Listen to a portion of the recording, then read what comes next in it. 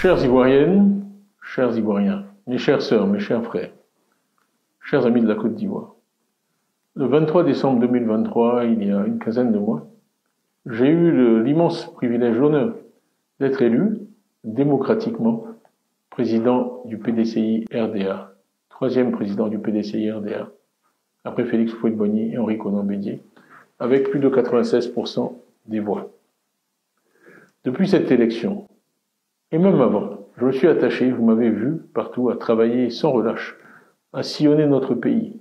J'ai eu des dizaines, des centaines de rencontres avec toutes les couches socio-professionnelles du pays, toutes les catégories sociales, ethniques, pour développer un diagnostic réel et précis de l'état du pays, et surtout, avec l'aide de tous les cerveaux du PDCI et au-delà, faire des propositions, développer un programme pour améliorer la santé pour tous en Côte d'Ivoire, pour donner à tous nos enfants l'éducation et les opportunités que l'éducation offre, les opportunités qu'ils méritent, pour que l'état de droit règne, pour que la paix règne, pour qu'on n'ait plus peur.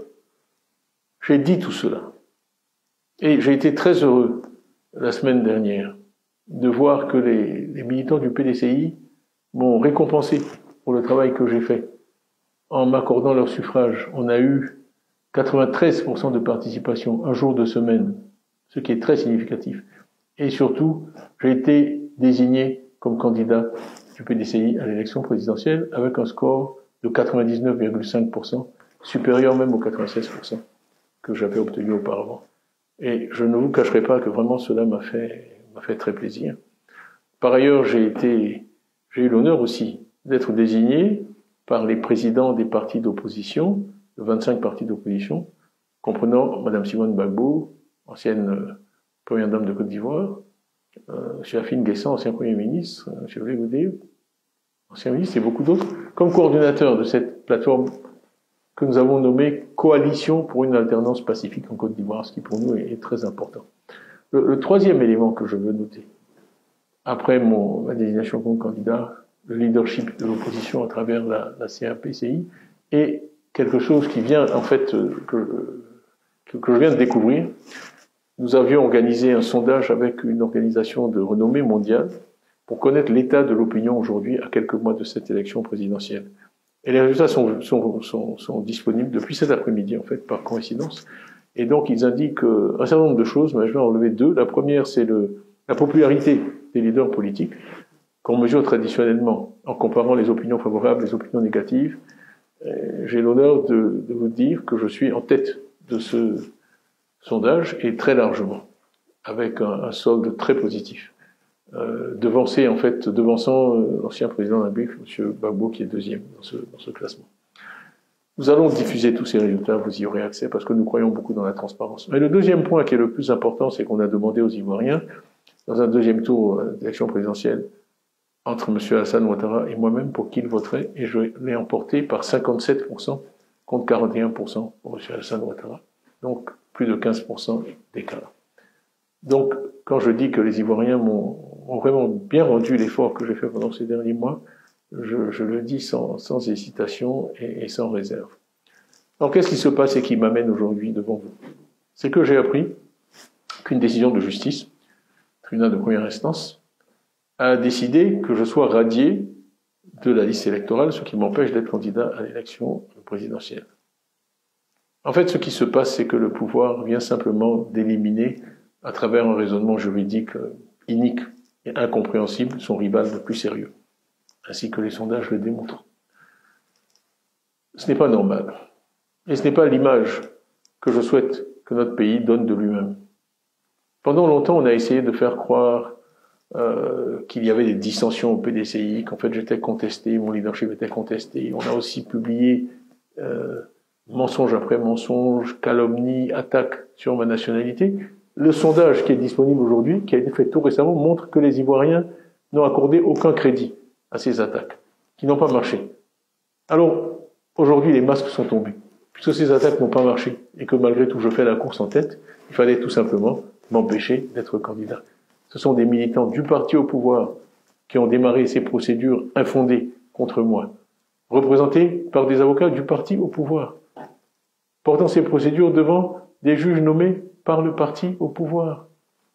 Et donc voilà plutôt la décision à laquelle nous sommes confrontés ce soir. Je trouve que c'est malheureux.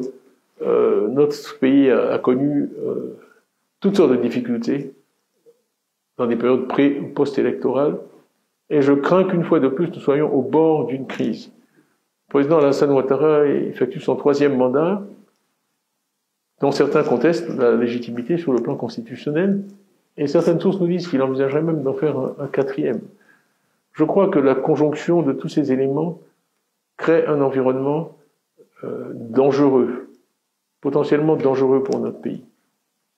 Et vous savez l'attachement que j'ai pour la paix, le rejet de la violence, la légalité. Cela dit, je n'accepterai pas cette radiation, parce qu'elle est injuste, injustifiée et incompréhensible. Le PDCI n'accepterait pas cette radiation. Et d'ailleurs, je remercie tous ceux qui, depuis cet après-midi, depuis que la nouvelle a été annoncée, m'ont envoyé des messages de soutien. J'ai été inondé de messages de soutien. Vraiment, merci. J'apprécie. Ça me fait chaud au cœur. Mais je tiens à vous dire en retour que je suis absolument déterminé à ne pas accepter cette radiation. Je suis absolument déterminé à me battre pour que les Ivoiriens puissent choisir librement celui ou celle qui doit les diriger parmi les 5 prochaines années.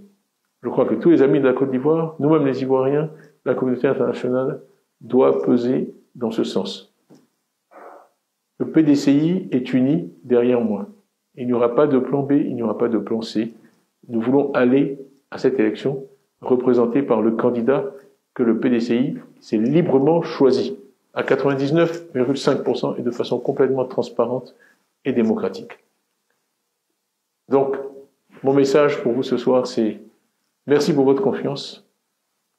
Soyez assurés que je suis absolument déterminé à être candidat à la présidence de la République. Le président Houphouët, je l'ai cité dans certaines de mes interventions passées, disait parfois, dans les moments graves, c'est une question de dignité, quand il voulait tracer une ligne rouge à ne pas dépasser. Eh bien, mes chères sœurs, mes chers frères, je vous dis ce soir, la possibilité pour les Ivoiriennes et les Ivoiriens de choisir en toute liberté, sans crainte, celui ou celle qui doit les diriger, eh bien, c'est une question de dignité.